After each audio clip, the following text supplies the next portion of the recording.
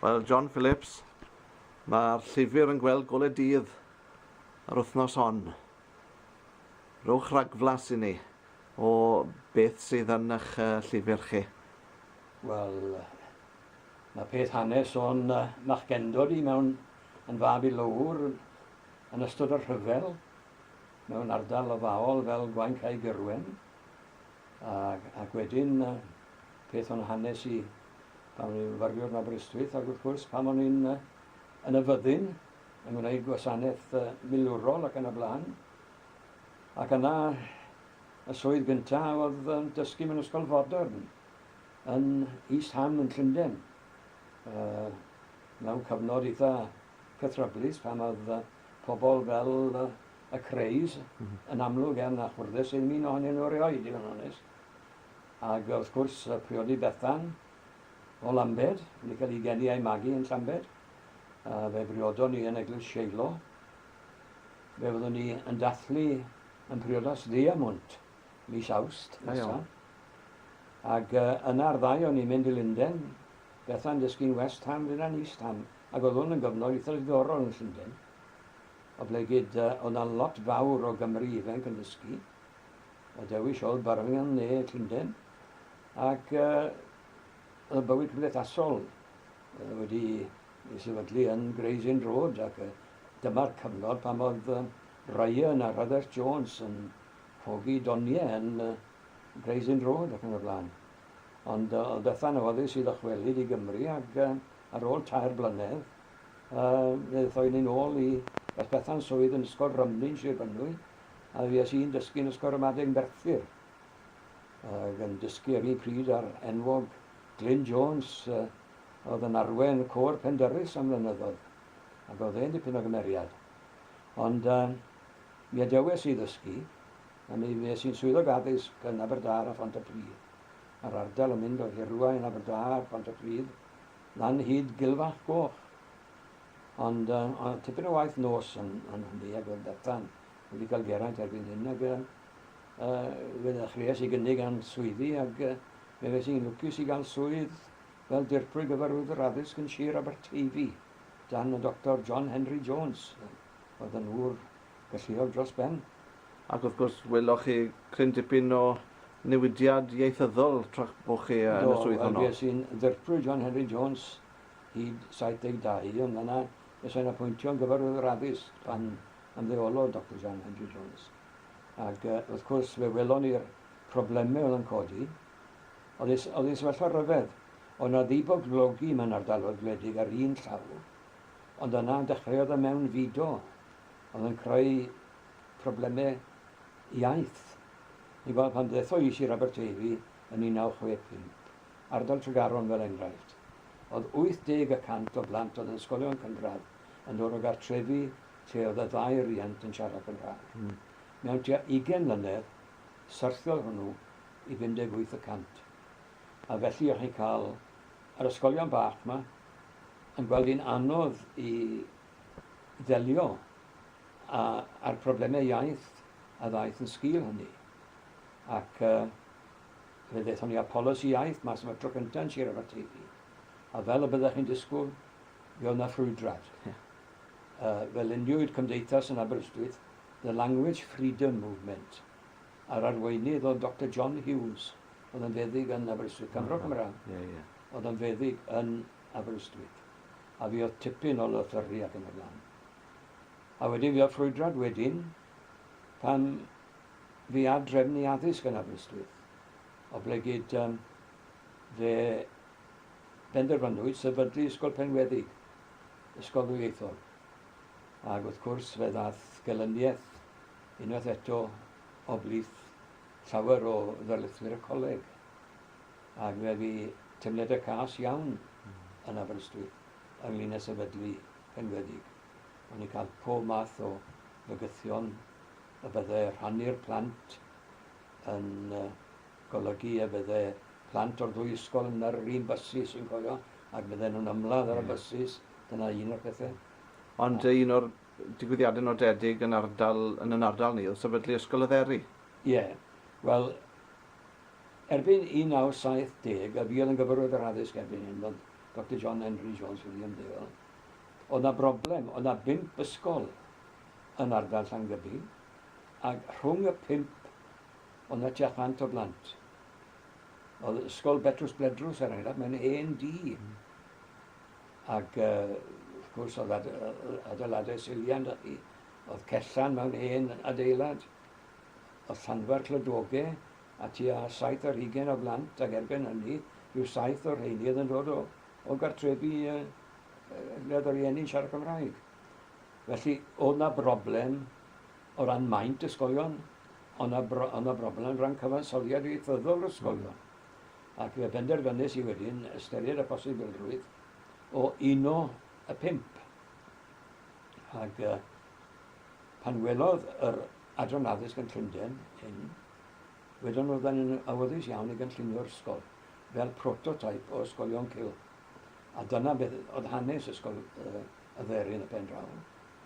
Mae building bulletin wedi cael ei greu, mae ffilm wedi cael ei greu yn sôn am yr hanes. Ac wrth gwrs mae lot o siroedd gan gynnwys Ceredigion wedi dilyn y patrwm yma yn ddiweddar yn ddos e. A wedyn yn Brif Weithredwr, Sir Dyfed maes o law. Mae tipyn o hanes cyn hynny. Oes. Mae tipyn o ddirprwy am 2 flynedd, fes i symud o Aberystwyth, a bydd nhw'n ergyd i'r teulu, i fod yn onest. Ac fes i'n dirprwy am 2 flynedd, ac yna fes i'n gyfarwyr addysg am 2 flynedd ar 10. Ac fe ganolbwynties i hefyd ac greu rhagor o ysgolion dwyieithog yn Dyfed. A mewn cyfnod pan oedd tipyn o wrthwynebiad fyny hefyd? Wel, mewn rhai llefydd, dim ym mhobman, a ble gyda'r mantes da chi, oedd yr ysgolion yn gyflym beth bynnag. Felly oedd cymeriad pob ysgol yn newid, ond fe oedd na dipyn o frwydr yn ardal Preselau, oherwydd o'n i'n troi ysgol yn bodoli'n barod, ac fe oedd hwnnw'n gas iawn ar un cyfnod. Methwyd y tro cyntaf gyda llaw, o'n i methu gael digon o blant. Bod honno'n ardal Gymraeg, oedd na dipyn o ddrwgdybiaeth ymhlith rhieni Cymraeg i ysgolion dwyieithog. Rhaid chi gofio y ffenomen yn ardaloedd Saesneg oedd nhw. Rhyfelen, Sir Oganwg, Flint, Maes Garmon. Na le oedd y patrwm, oedd hwn yn newydd yn y ffaith a bod ni'n creu nhw yn y Fro Gymraeg. Ac fe sy'n siarad â cyfarfodydd rhieni ym mhobman. A dyn nhw'n barod i ddysgu unrhyw bwnc trwy gyfer y Gymraeg, ond o'n amheus iawn ynglyn â dysgu mathemateg a gwyddoniaeth. Ac mae hwn wedi parhau hyd heddi. Mae'r sefydlon i 6 o ysgolion Cymraeg yn ystod cyfnod Dyfed.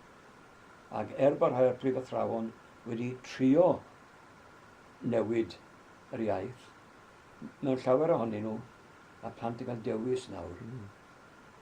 Mae yna ffrwd hyd yn oed yn ysgolion Gymraeg. Mewn ysgol Gymraeg, ie. Ond i fi, peth bwysica oedd bod naws yr ysgol yn Gymraeg, bod bywyd cymdeithasol yr ysgol yn Gymraeg, bod trefniant yr ysgol yn Gymraeg. A hwnnw mewn ffordd, yr un mor bwysig a cyfrwng dysgu. Wel, pan o'n i'n ysgol ramadeg ym Montardawe, oedd y gwersi i gyd yn Gymraeg a gweinyddiaeth yn Saesneg, a gweinyddiaeth yr ysgol yn Saesneg, ond Cymraeg o'n i'n siarad ar y diard. Cymraeg o'n i'n siarad ar y bus i fynd i'r ysgol. A bydd y llawer yn dadle bod nhw'n iachach na sefyllfa heddi, lle mae yna bopeth o fewn yr ysgol. Mae'r cylch yr oed wedi troi yn gyfan gwbl bron. A tueddiad gyda'r plant i siarad Saesneg tu mas. Ond efallai fel bod nhw'n mynd yn henach, mae pethau efallai newid. Ac mae yna un benod gyda chi ar y melys a'r chwerw cyn bod chi yn dod i ben yn y llyfr. Wel, i sgwennes i englyn am henaint.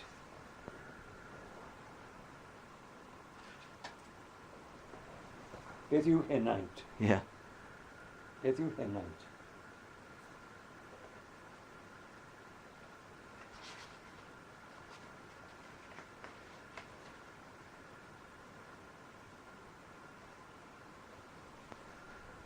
Ni ddaw hyd hen freuddwydion yn y nos i gynhesu'r galon. Ond eiddof bydd atgofion a'r lleddf yn gymysg ar llon. Right? A dyna beth yw'n bywyd ni gyd yn dweud. Ac, wel, dwi'n byw mewn cyfnod anodd nawr yn dweud, oherwydd sefyllfa Bethan. Ond mae'r pethau yn dod i'n taro ni, a geson ni'n ystod yn priodas, rhai cyfnodau eitha weddol dywyll yn dweud.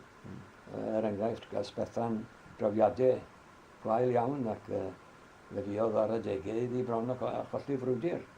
Ac mae yna bethau fel ni, ac wrth gwrs datblygodd Geraint rhywbeth arthritis sydd wedi ar ôl dod allan o'r Rhydychen. Ac fe fues i'n hunan yn 1978 yn go hwael o blegyd ar ôl triniaeth na Aberystwyth neu gysoi septicemia. Ac hefyd dwi wedi cael cancer yn gyfnod. Felly, i ni wedi cael yn cyfnodau tywyll os ma'n nhw, fel pob teulu felly. Ond ar y cyfan, i ni wedi cael cyfnodau hapus iawn hefyd. Ond yn wahanol o bosib i sawl teulu, chi wedi llwyddo i gloriannu hyn oll yn y gyfrol Agor Cloriau. Ac... Mae hwnnw wedi seilio ar englyn hefyd. Odi honno da chi? Odi. Beth yw'r teitl? Dath y teitl o'n nhw'n meddwl un amser galw fe Talcen Caled. Right? Na'r syniad gynta geso englyn y teitl.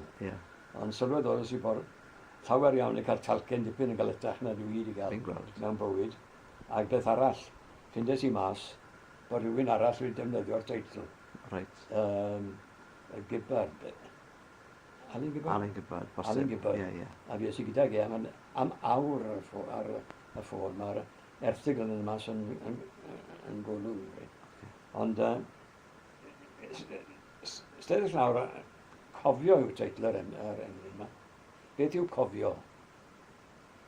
Cael awr i Agor Cloriau hen gyfrol i gyfrif y breintiau a chanfod rhai penodau yn y cof sy'n gwrthod cau. Right? A benderfynnes i wedyn i gymryd y llinell cynta o hwnna fel teitl i hwn. Fel hyfryd. Felly Agor Cloriau i ni yn y bywyd yn y fe, wrth gofio. John, diolch yn fawr i chi am y sgwrs a dymuniadau gorau gyda'r llyfr. Na fe.